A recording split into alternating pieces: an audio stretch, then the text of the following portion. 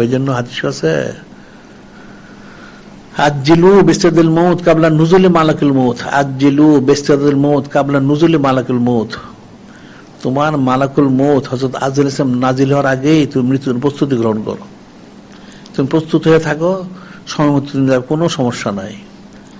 আর তুমি যদি প্রস্তুত না থাকো তাহলে তো আর উপায় নাই, ইন্তেকাল তো করতেই হবে। কুল্লু নাফসিন যায়কাতুল মউত।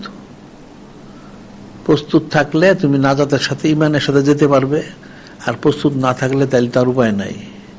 এটা মনে রাখতে হবে। এখন মানুষ তো প্রতিদিন লক্ষ লক্ষ কোটি কোটি লোক মারা যায় সারা পৃথিবীতে, আবার কোটি কোটি লোক জন্মগ্রহণ করে। তো যারা ইন্তেকাল গুলো তার তো ফয়সাল হয়ে গেল, তার কি ফয়সাল হবে? আমল অনুযায়ী। এটা মানুষ একবার ফিকির করে না, এটা ফিকির করতে হবে, এটা মনে রাখতে হবে।